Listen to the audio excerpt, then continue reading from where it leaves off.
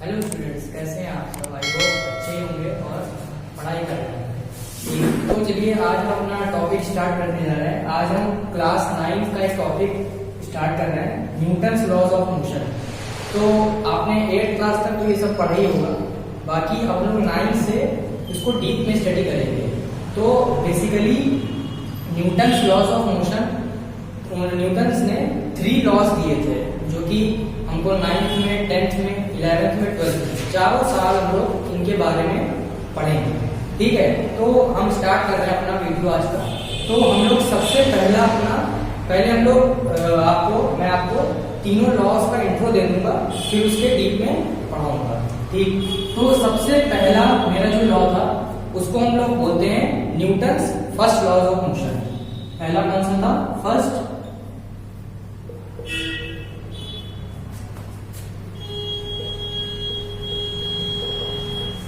Law of motion.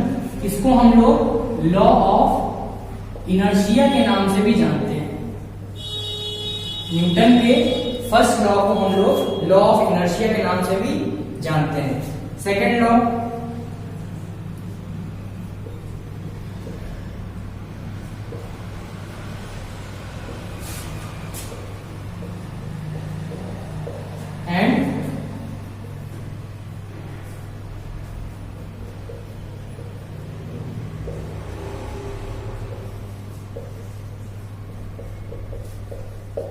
तो ये मैंने तीनों लॉज बोर्ड में लिख दिए हैं। तो ये बेसिकली न्यूटन ने 3 लॉ दिए थे, न्यूटन का first law of motion, second law of motion and third law of motion. तो न्यूटन के फर्स्ट लॉ ऑफ मोशन को लॉ ऑफ इनर्शिया भी कहते हैं। तो अब हम लोग न्यूटन के फर्स्ट लॉ ऑफ मोशन के बारे में पढ़ेंगे।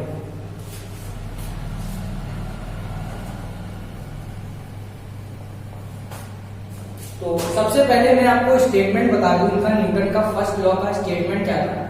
इन्होंने ये बताया था, अगर कोई भी बॉडी रेस्ट में है तो वो रेस्ट में ही रहेगी, और अगर कोई बॉडी मोशन में है तो वो मोशन में रहेगी, जब तक उसके ऊपर कोई भी एक्सटर्नल फोर्स नहीं लगेगा। मतलब अगर हम इंग्लिश में आपको बताना चाहें तो if a body is in condition of rest then it will remain in rest condition, and if a body is in motion then it will remain in motion until and unless a force applied on that body।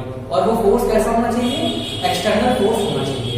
तो आपको समझ में आ गया होगा, मैं फिर से बता रहा हूं, अगर कोई भी बॉडी रेस्ट में है तो वो रेस्ट में रहना चाहेगी, और कोई भी बॉडी अगर मोशन में है तो वो मोशन में रहना चाहेगी जब तक उसके ऊपर कोई भी एक एक्सटर्नल फोर्स नहीं लगाया जाएगा।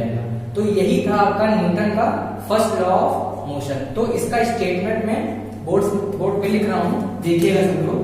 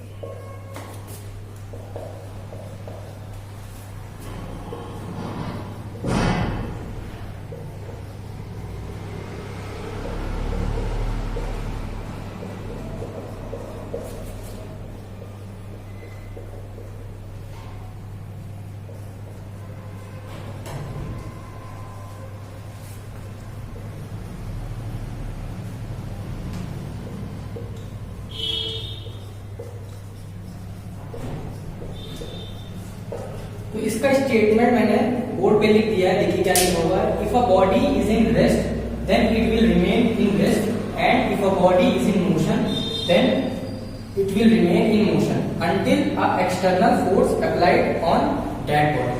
तो आपको फर्स्ट लॉ समझ में आ गया होगा। तो अब हम लोग इसके कुछ एग्जांपल्स देखेंगे कि किस तरह न्यूटन का फर्स्ट लॉ काम करता है।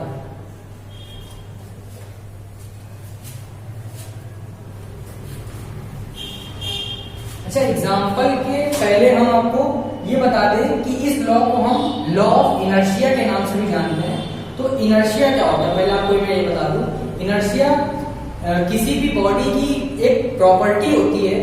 इनर्शिया क्या होता है, किसी भी बॉडी की एक प्रॉपर्टी होती है जिसके कारण वो अगर रेस्ट में है तो रेस्ट में ही रहेगी और मोशन में है तो मोशन में रहेगी। मतलब इनर्शिया क्या होता है, किसी भी बॉडी की प्रॉपर्टी होती है। ये एक इनहेरेंट प्रॉपर्टी है। इनहेरेंट प्रॉपर्टी का मतलब ये होता है जो कि पीछे से आई हुई है। तो प्रॉपर्टी का इनर्शिया क्या है, एक इनहेरेंट प्रॉपर्टी है।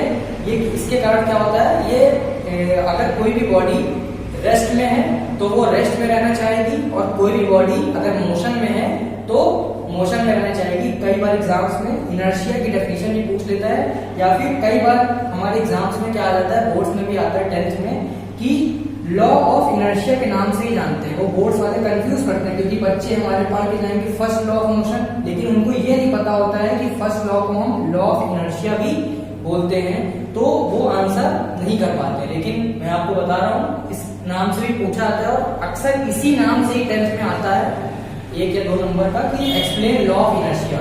तो इनर्शिया की अगर हम डेफिनेशन लिखें तो इनर्शिया क्या होता है बेटा, inertia is a property of a body, property of a body by virtue of which it tends to retain its present condition, bracket में रेस्ट और मोशन। तो मैंने क्या लिखा हुआ है, inertia is a property of a body by virtue of which it tends to retain its present condition. मतलब ये किसी भी बॉडी की प्रॉपर्टी होती है जिससे वो जिस स्टेट में है उसी स्टेट में रहना चाहेगी। अगर वो बॉडी रेस्ट में है तो रेस्ट में ही रहना चाहेगी, और वो बॉडी मोशन में है तो मोशन में ही रहना चाहेगी। ठीक, तो आपको इनर्शिया समझ में आ गया होगा। आप लोग ये नोट कर लीजिएगा या फिर स्क्रीनशॉट ले लीजिएगा जिससे आपने प्रॉपर नोट्स बना सकें। ठीक, तो अब हम अपने एग्जांपल्स की ओर चलेंगे। हम न्यूटन फर्स्ट लॉ के कुछ एग्जांपल्स देखेंगे और जो मैंने बताया आपको स्टेटमेंट उसको समझने की कोशिश करेंगे। ठीक, तो मैं पहला अपना एग्जांपल ले रहा हूं, एग्जांपल नंबर 1। पहला मेरा एग्जांपल ये ध्यान से समझिएगा कि देखिए आप लोग सभी लोग बस में ट्रैवल करते ही होंगे। तो जब हम लोग जाके बस में बैठते हैं तो बस में बैठेंगे तो हमारी जो बॉडी होती है, जब बस में बैठ गए तो हमारी बॉडी किस कंडीशन में रहेगी, उस समय रेस्ट में होगी। और अगर बस एकदम से स्टार्ट करती है, एकदम से बस स्टार्ट हुई तो हमारी बॉडी क्या हो जाती है, पीछे की ओर हो जाती है। तो ये किसका एग्जाम्पल है, ये हमारा न्यूटन का फर्स्ट लॉ का एग्जाम्पल है। मतलब क्या है, if a passenger sits in a bus and bus starts, then our body moves in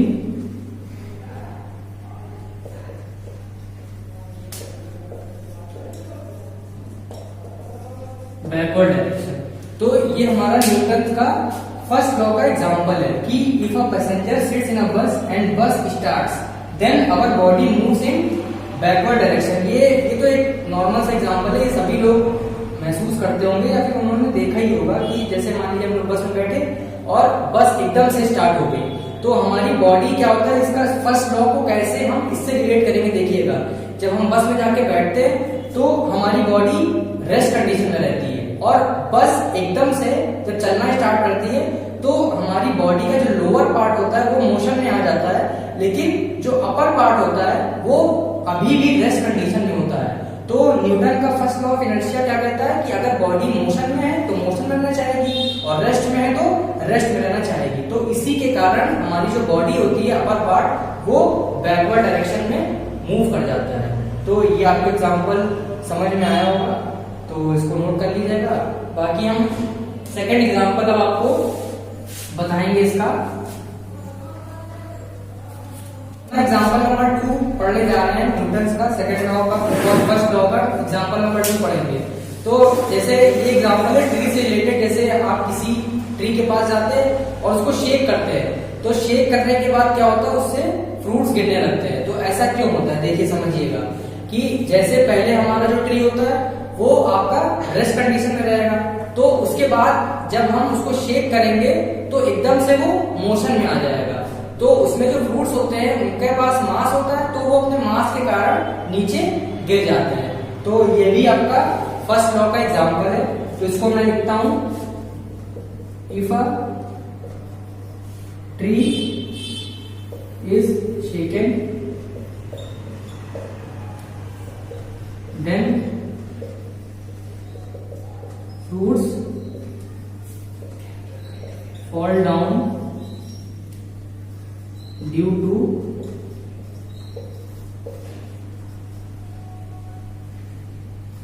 their mass। तो यही मैंने लिखा है, if a tree is shaken then fruits fall down due to their।